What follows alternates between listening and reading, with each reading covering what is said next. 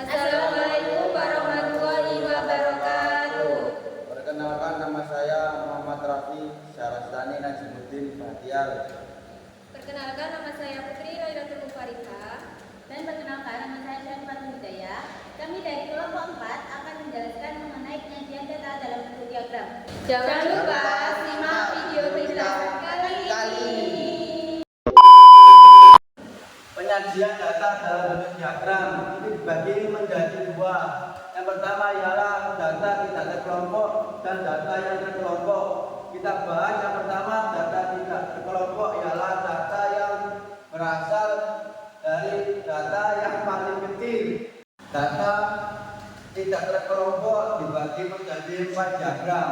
Yang pertama, 1 diagram batang. Yang kedua, diagram lingkaran. Yang ketiga, diagram garis. Yang keempat, diagram lambang. Lanjut kita ke pembahasan yang pertama, yakni kita akan membahas tentang diagram batang. Apa sih diagram batang itu? Diagram batang berdasarkan data yang berbentuk kategori. Lanjut aja kita ke soalnya.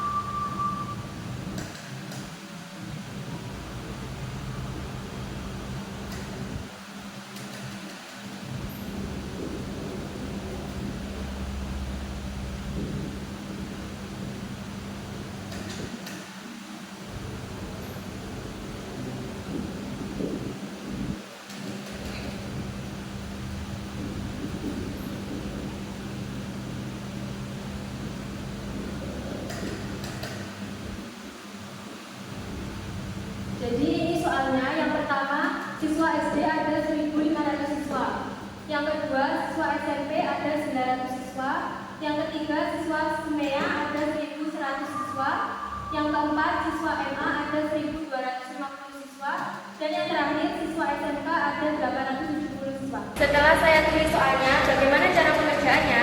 Cara pengerjaannya kita harus membuat 2 sumbu, yang dimana membuat sumbu datar dan juga sumbu tegak. Kalau sumbu tegak itu berisi jumlah siswa,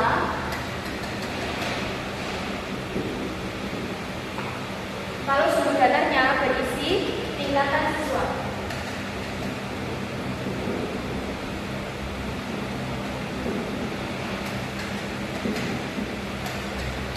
Lanjut, bagaimana cara kerjanya?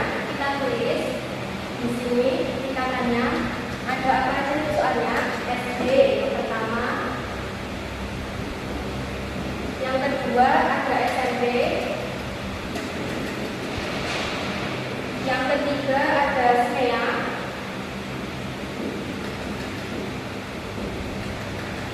yang keempat ada MA,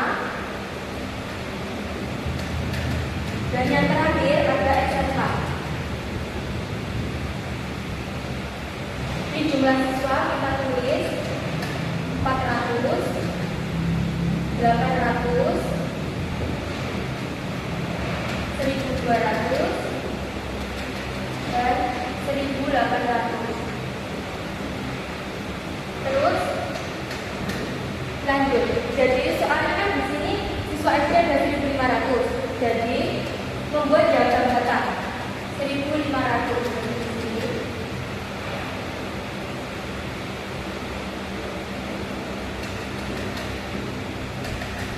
Kita tulis diagram dulu. 100.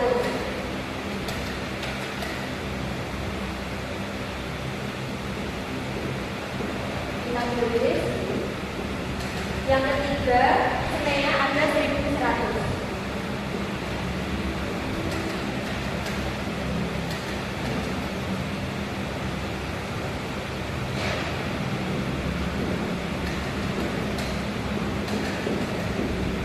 Yang seterusnya MA ada 1250.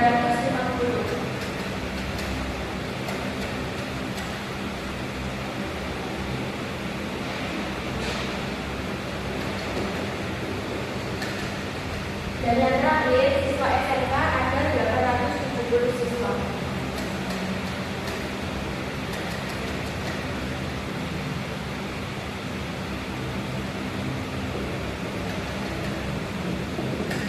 Jadi, kalau kalian dikasih soal tentang diagram data, ini cara penyelesaiannya. Pada pembahasan selanjutnya kita akan membahas mengenai diagram lingkaran. Diagram lingkaran adalah cara penyajian sekumpulan data dalam lingkaran dengan lingkaran yang dibagi menjadi beberapa bagian sesuai dengan penempatan datanya. Pada diagram lingkaran ini kita bisa membuat contoh seperti contoh pada diagram data.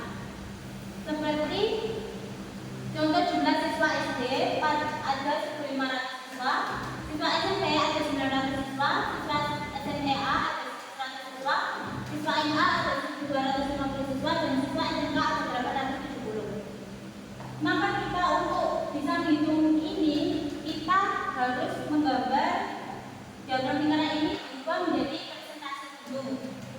Seperti siswa SD.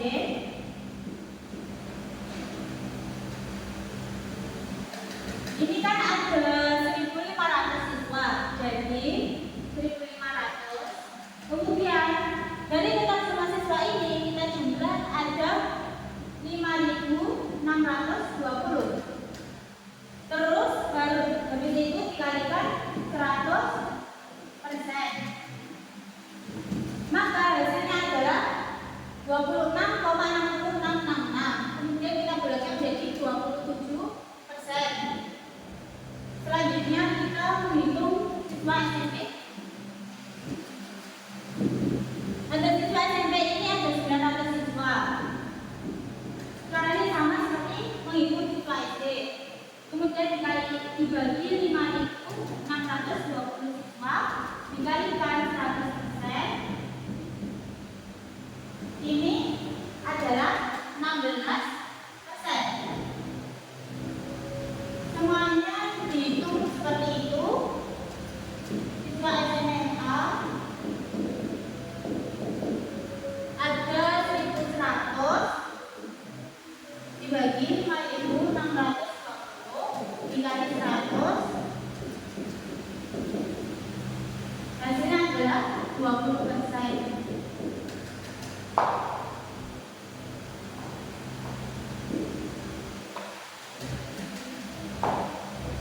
Kemudian siswa MA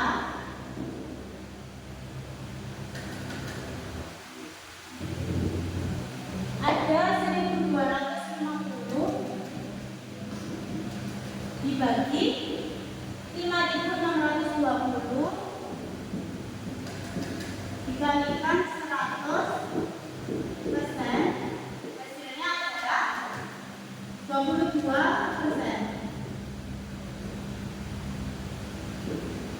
Dan yang terakhir adalah siswa SMK.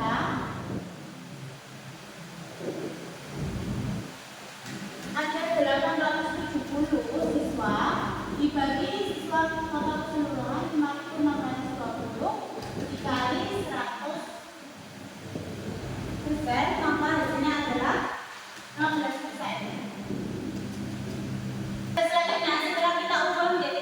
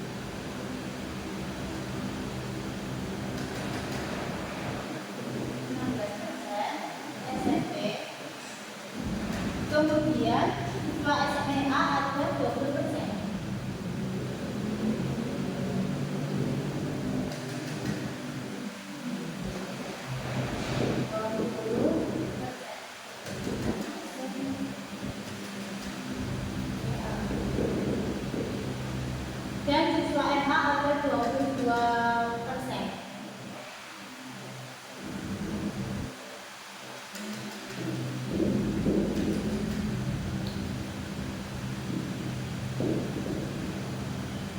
Dan siswa SMK ada 15%. Jadi ini gambar diagram lingkaran dan juga dibuat persentase. Setelah kita membuat nilai persentase ini, kita harus mengubah nilai persentase ini ke dalam derajat ya. Dengan cara menghitungnya hampir sama seperti ini. SD 1500 dibagi total dari semua siswa tadi ada 5.620, kemudian dikalikan derajat 360 derajat karena semua ini adalah 360 derajat. Jadi totalnya adalah 97 derajat. Yang kedua, siswa SMP. Total siswa SMP ada 900 dibagi 5.620, kemudian dikalikan 360 derajat adalah 58 derajat. Karena ini tidak muat, jadi kita tidak semua.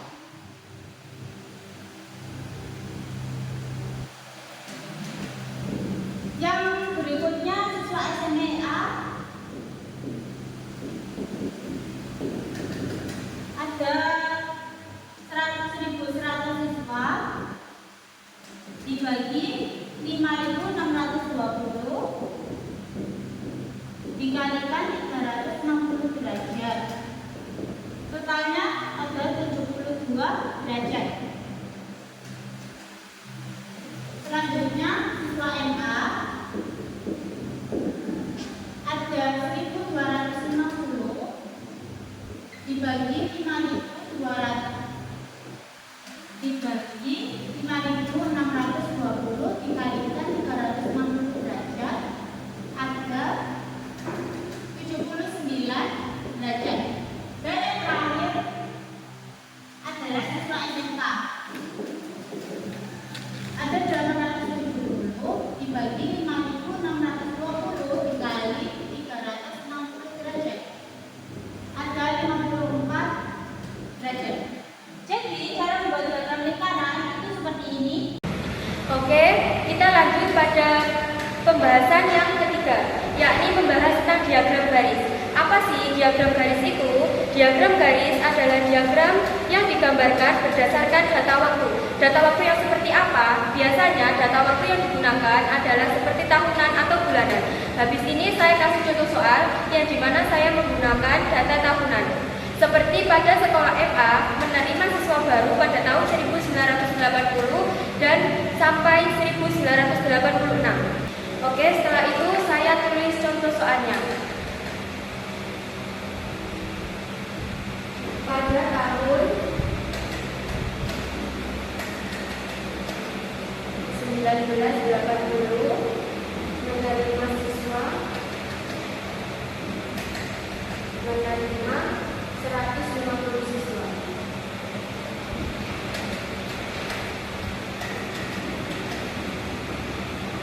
Pada tahun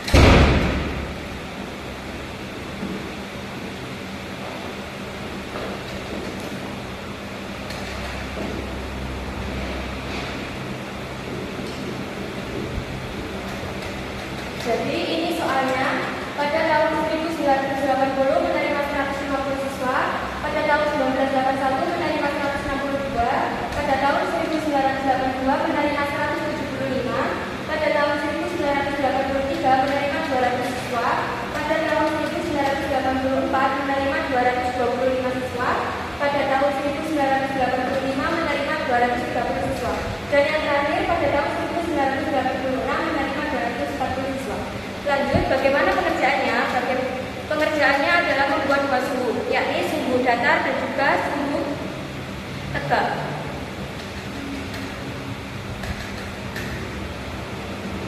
Sumbu tegaknya berarti jumlah siswa.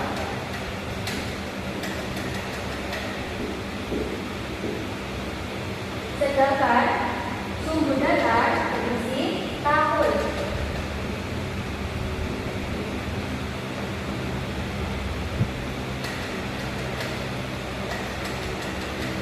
Oke, kita tulis satu persatu. Tahunnya 1980,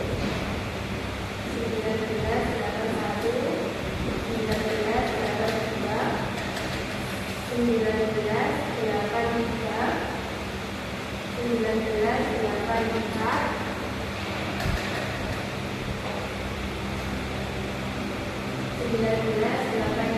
dan yang terakhir 1986.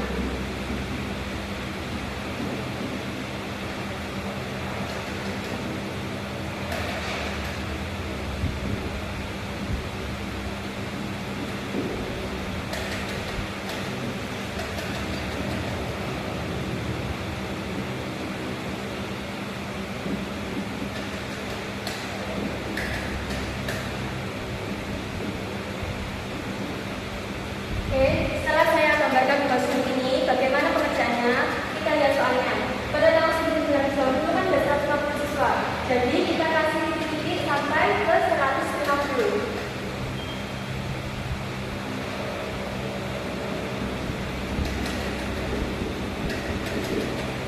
Setelah itu pada tahun 1991 ada 162.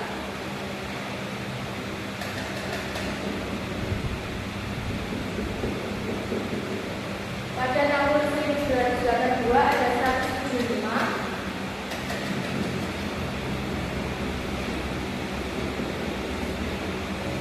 Pada tahun 83 siswanya 200.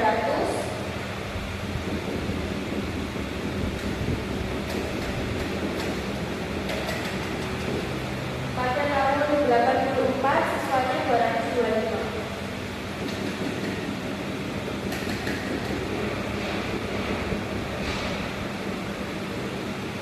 Pada tahun 85 siswanya 230.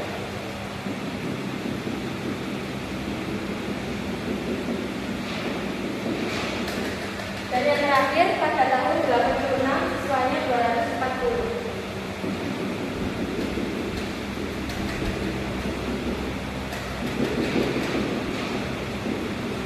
Setelah ini lanjut kita tarik dari sini per titik. Jadi seperti ini jawabannya. Jadi kalau kalian disuruh untuk membuat atau mengerjakan diagram garis, soal diagram garis, nanti caranya akan seperti ini. Pada pembahasan selanjutnya, pada data tidak terkelompok, kita akan membahas mengenai diagram lambang. Nah, apa sih diagram lambang itu? Diagram lambang adalah diagram yang merupakan penyajian dari sekumpulan data yang berbentuk lambang-lambang. Pada diagram lambang ini, kita harus menggunakan lambang sesuai objek yang diteliti. Seperti kita menggunakan lambang meneliti jumlah siswa, maka kita harus menggunakan lambang gambar orang. Misalnya ada contoh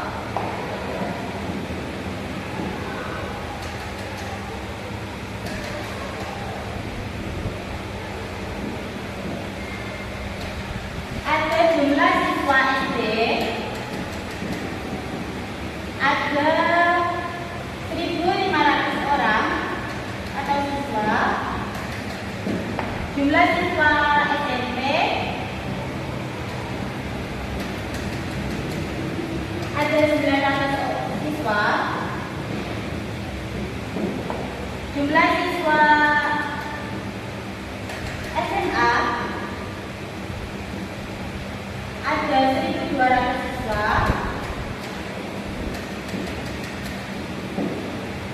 Jumlah siswa SMK ada 600 siswa. Dan yang terakhir adalah jumlah siswa STM. Ada 1.800 siswa. Untuk menyelesaikan saat ini, maka cara penyelesaiannya kita harus menggunakan atau menentukan satu lambang itu dengan beberapa siswa.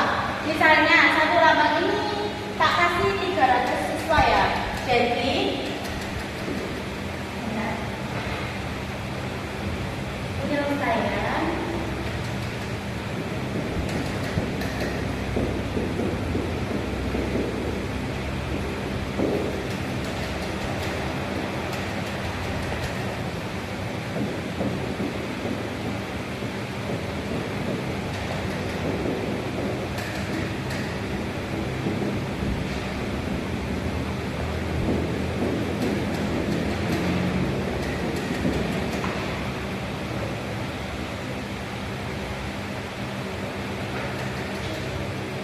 penyelesaian cara membuat diagramnya, kita membuat kotak dulu.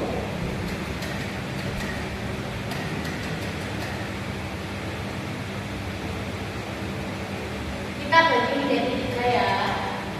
Terus di sini ada angkatan sekolah.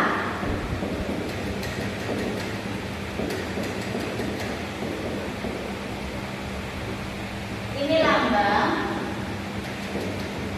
Dan yang terakhir adalah jumlah siswa.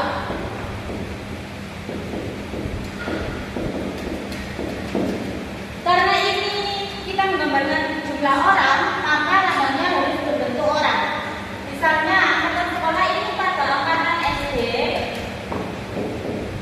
kan ada 1.500 siswa. 1.500 siswa. Jadi kita menggambar jumlah lambangnya ini adalah 5.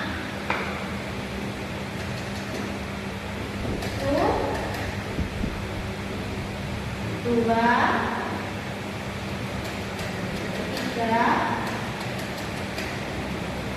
4, 5. Kemudian yang kedua adalah jumlah siswa SMP. Pada jumlah siswa SMP ini ada 900 siswa.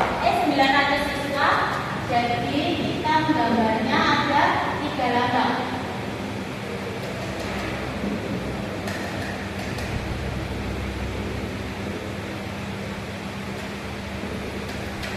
Selanjutnya jumlah siswa SMA ada 1.200 siswa. Jadi yang menggambar adalah 4 lambang.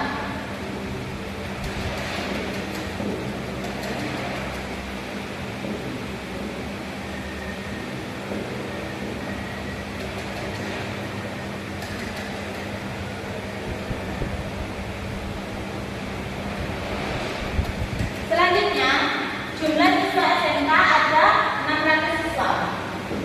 SMK ada 600 siswa. Kita menggambar 2 lambang.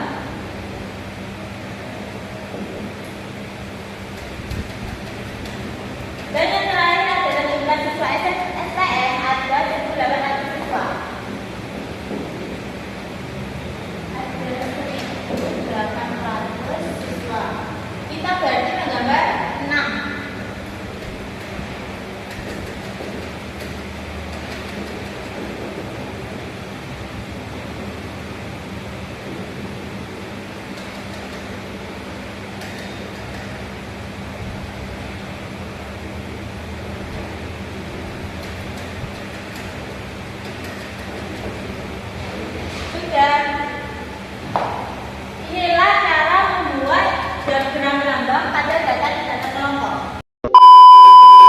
penyajian data dalam bentuk diagram. Yang kedua, data terkelompok itu dibagi menjadi dua. Yang pertama histogram,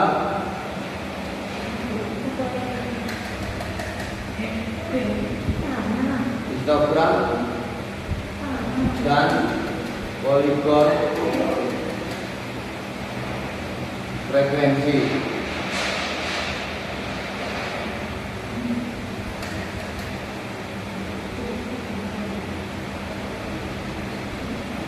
Yang kedua objek atau objek.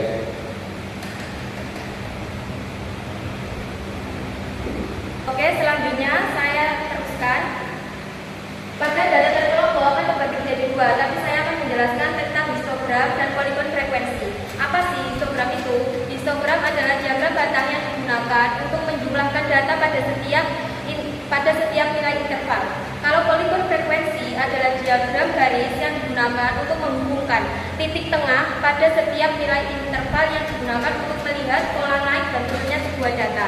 Oke, saya kasih contoh soalnya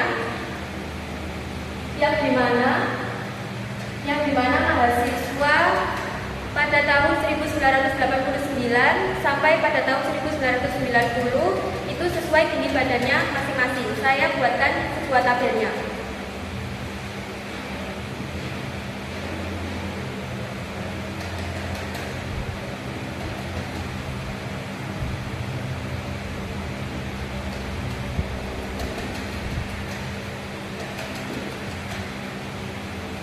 Yang sebelah sini kita isi tinggi badan.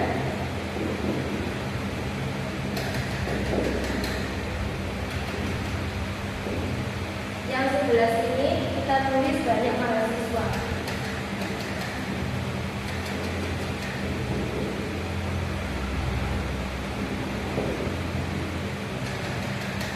Terus kita tulis karena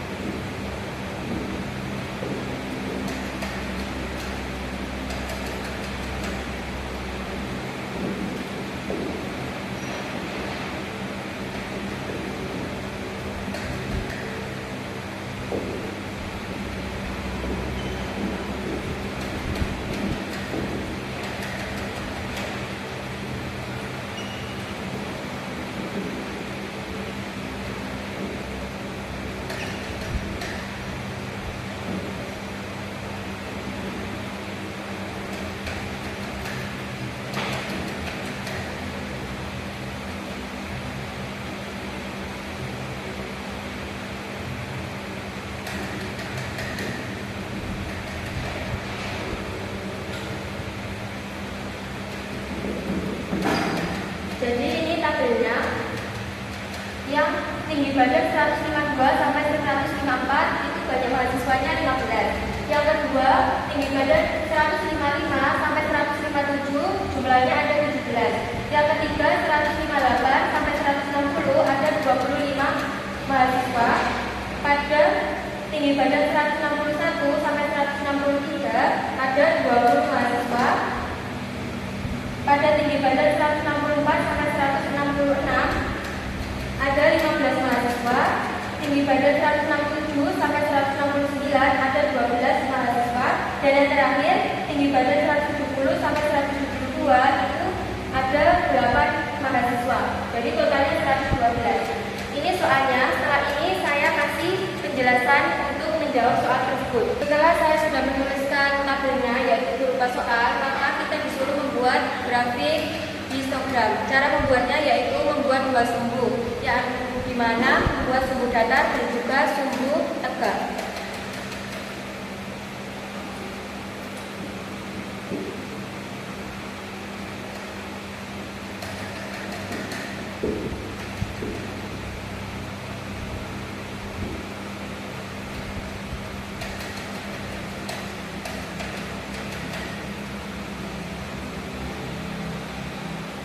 yang berada pada sudut tegak itu banyaknya siswa.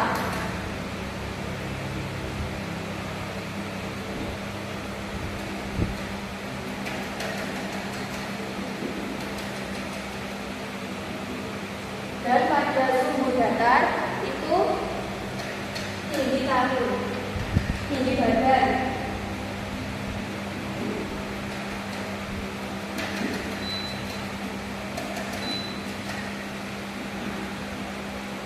Bagaimana pengerjaannya? Apakah dimulai dari 152 ini? Oh, tentu tidak. Jadi, kalau membuat diagram histogram itu dimulai dari nilai 153. Kenapa 153? Karena nilai nilai interval itu sudah dikelompokkan dan awalnya itu 153. Kalau yang ada di tabel ini 152 ini masih data mentah atau belum disebut juga dengan nilai intervalnya. Jadi 153 ini terus 156 isinya 33 agar pembuatan grafiknya itu rapi. 159, 162, 165, 168 dan 171. Ini. Terus yang bagian siswa kita tulis mulai angka 5, 10, 15, 20, 25. Jadi kita lihat dari soal tabelnya yang pertama itu kan banyaknya mahasiswa 15. Jadi mulai nilai interval yang 163 ini berarti banyak mahasiswanya 15. Kita gambar yang benar.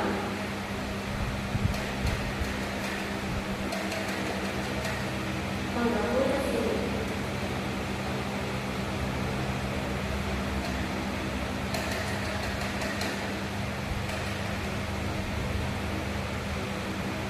Setelah itu yang 156 pada yang kedua itu banyak mahasiswa 17.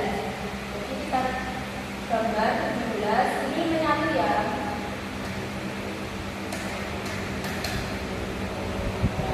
Setelah itu yang 169 itu nomor 3 berarti banyaknya mahasiswa ada 25.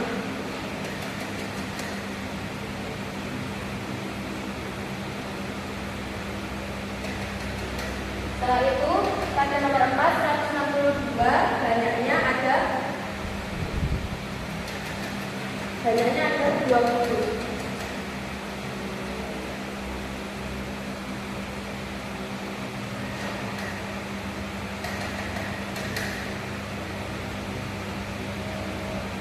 Dan yang ke-6 yang kelima 165 itu ada 15 mahasiswa.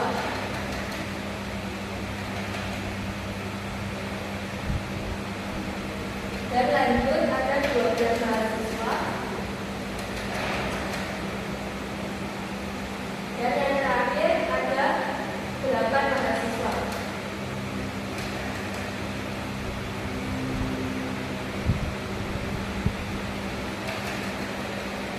Jadi ini adalah bisa disebut dengan diagram histogram. Kita kasih lihatnya dulu.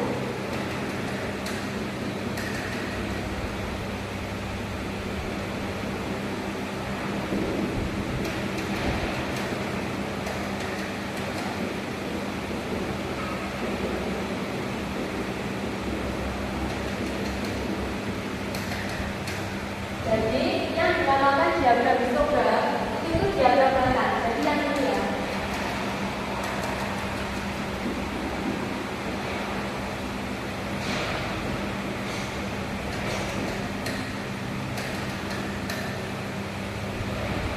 Jadi cara pengerjaannya diagram histogram itu seperti yang saya contohkan. Selanjutnya kita ke pembuatan diagram poligon frekuensi. Caranya seperti diagram histogram, nanti cuma nilainya itu yang berbeda. Jadi kita membuat dua sumbu ya.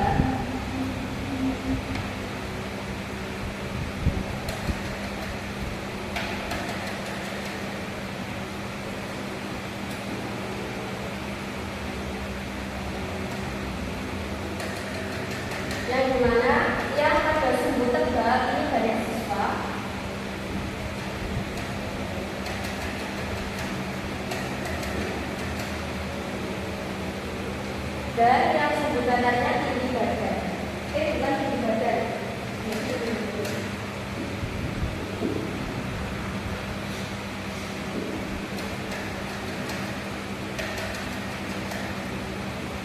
Oke. Bagaimana pengerjaannya? Nilainya didapat dari mana? Jadi untuk mengisi diagram poligon frekuensi bahasa Indonesia.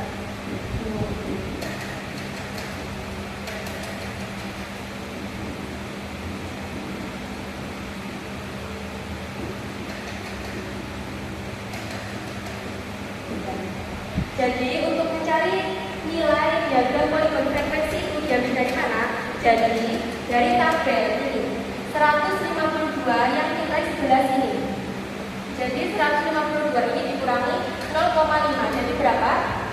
Berarti 151,5. Kita tulis di sebelah sini. Yang kedua juga sama. 155 dikurang 0,5, 154,5.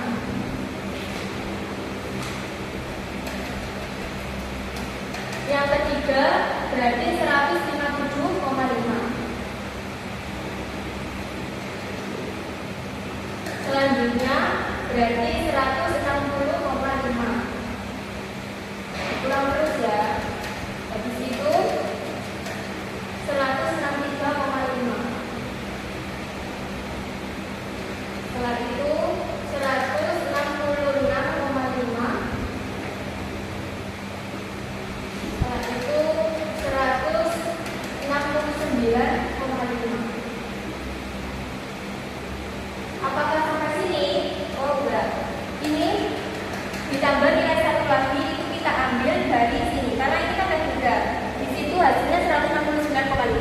Jadi kita ambil dari sisi yang sebelah sini, cuma yang bawah doang. Jadi 172 ini, kalau sebelah sini tadi kan dikurang 0,5. Kalau di sebelah sini kita tambah.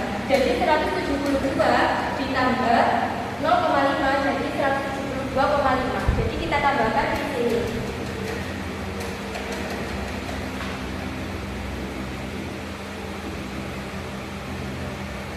Oke, setelah jadi ini, banyak siswa disamakan sama diagram histogram.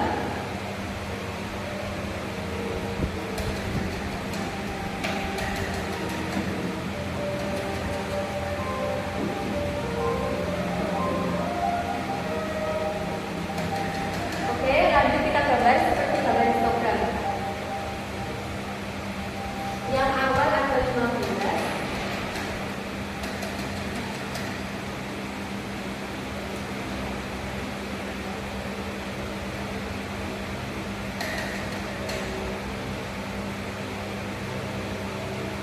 Kita bagi ya gambarnya. Jadi yang kedua ada 11. Kita bagi juga. Terus yang ketiga ada 25. Terus ada 20.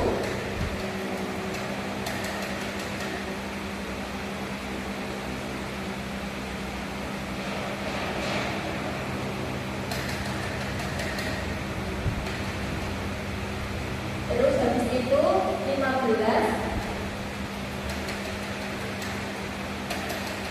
Setelah itu 12.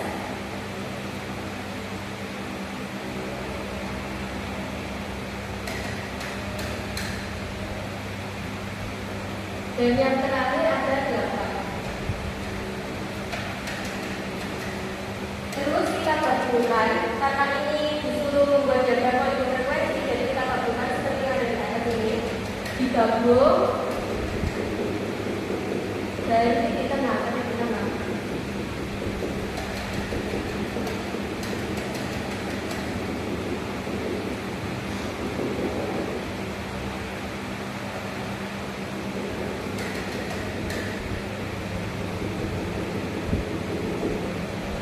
Jadi yang dinamakan diagram poligon frekuensi itu yang ada garis-garisnya ini. Ya.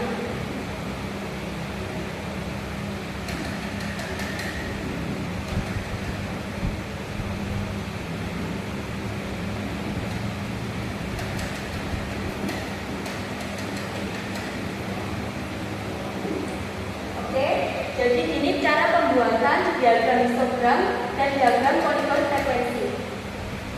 Pada data terkelompok ini kan ada dua, yaitu histogram dan poligon frekuensi, dan yang kedua adalah obsidian atau mozaik. Pada yang pertama, histogram atau poligon frekuensi tadi sudah dijelaskan oleh teman saya, dan yang kedua adalah obsidian atau mozaik. Obsidian atau mozaik ini adalah misalnya kita mempunyai sekumpulan data, kemudian data itu disusun dalam sebuah tabel distribusi frekuensi kumulatif.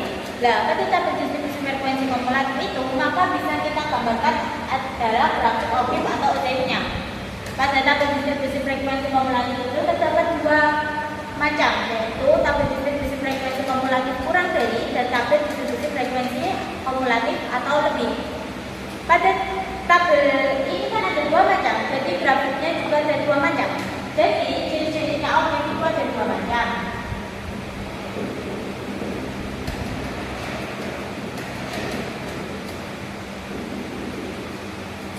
Yaitu obsidian positif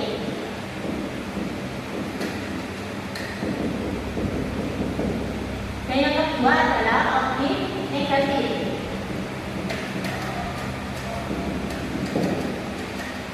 Ini adalah jenis-jenisnya obsidian. Nah, ini adalah jenis-jenisnya obsidian. Jadi apa sih obsidian positif itu? Obsidian positif adalah grafik yang disusun berdasarkan tabel distribusi frekuensi kumulatif kurang dari. Jadi yang obsidian positif ini adalah untuk tabel distribusi kumulatif untuk kurang dari. Sedangkan yang obsidian negatif ini adalah grafik yang disusun berdasarkan tabel distribusi frekuensi kumulatif lebih dari. Jadi yang kedua ini digunakan untuk lebih dari atau lebih.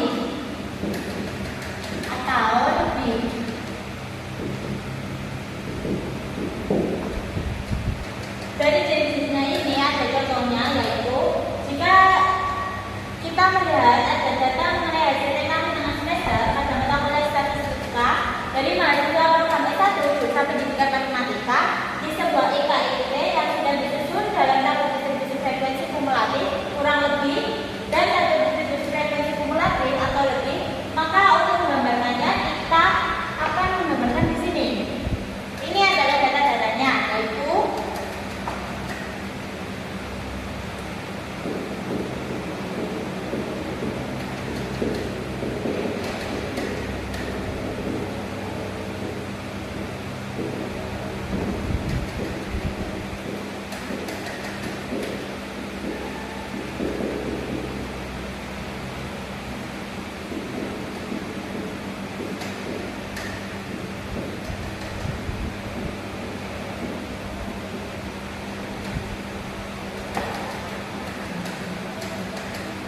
ini adalah hasil tentangnya.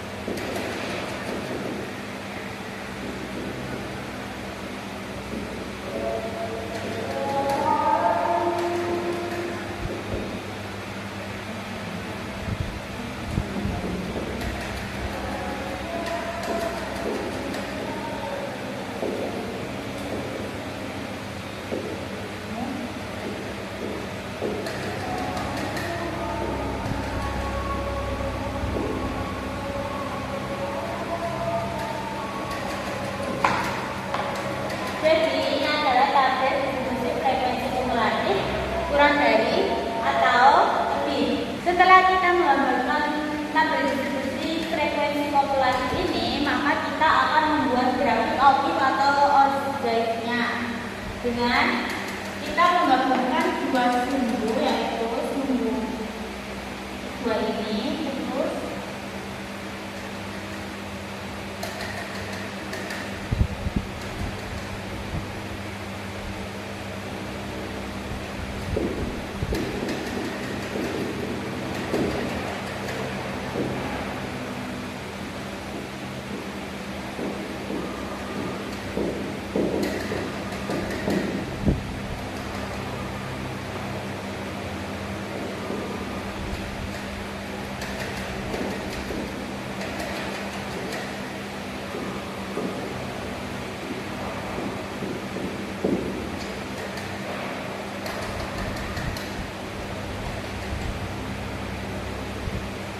banyaknya siswa ini kita tulis sesuai dengan ini.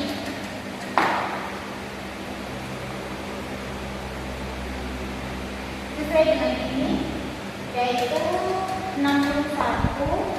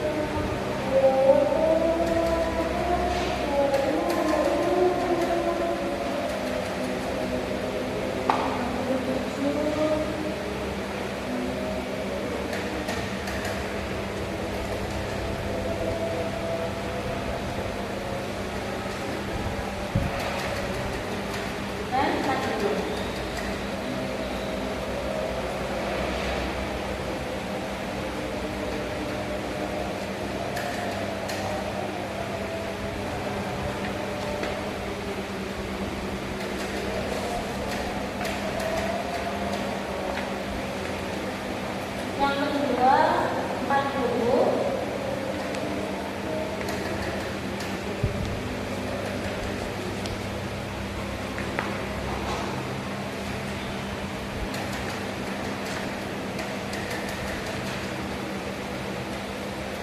Kemudian 36.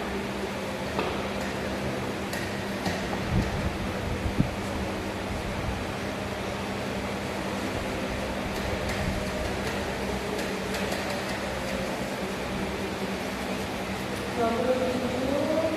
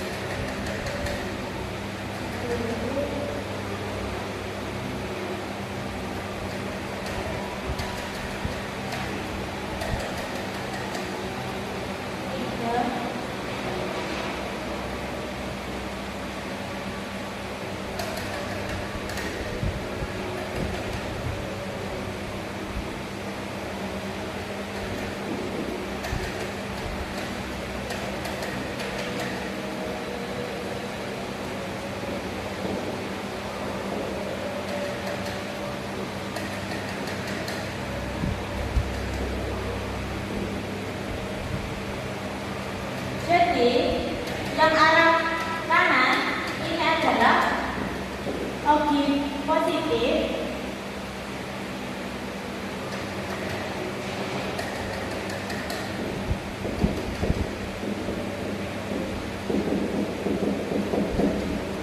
dan yang kesini ini adalah objek negatif.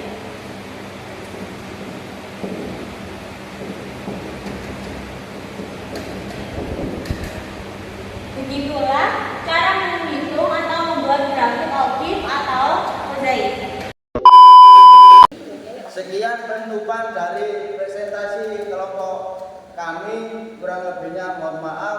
Saya Muhammad Rafiq Sarastani Nazaruddin Badiar. Saya Putri Nayatun Fariha.